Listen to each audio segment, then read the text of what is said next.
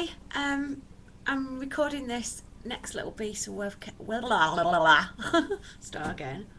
I'm recording this next little piece of webcam um, because I've had quite good feedback from my other one this morning, and I think it's about time I got down to some practical advice instead of waffling on. Um, I cannot stress enough how much your dog picks up on you and your anxiety. For example, I took my dog to the vets the other day. I walked in the veterinary surgeon waiting room and there must have been about 15 people with their dogs and cats, but mainly dogs, and it was chaos.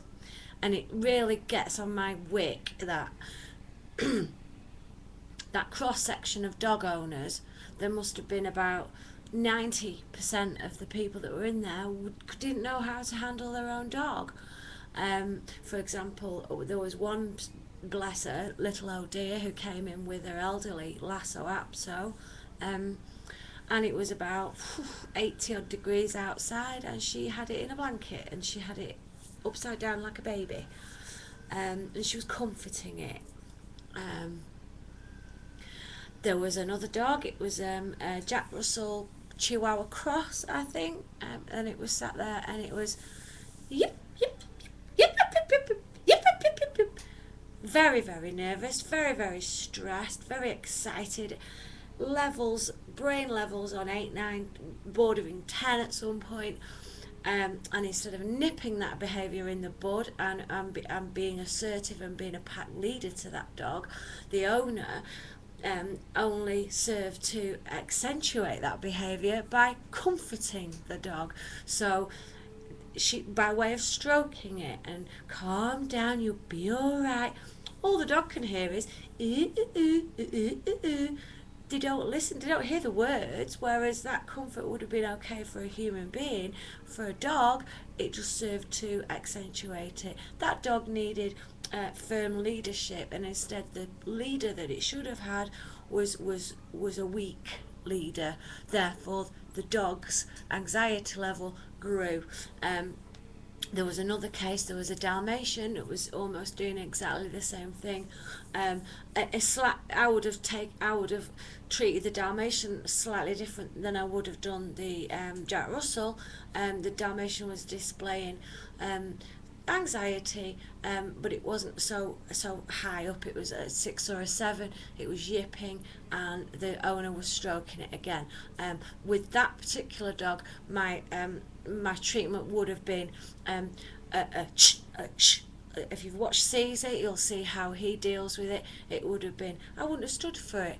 You don't stand for that kind of behaviour. I'm convinced that a few tugs on the lead, up underneath the chin, if that doesn't work, you stand up, you almost walk into the dog, make him sit, reward calm behaviour. As soon as the dog's calm and it's not making those yippy noises, then you can stroke, then you can pet, and you say, good boy. Not too much, because you'll just wind it back up again.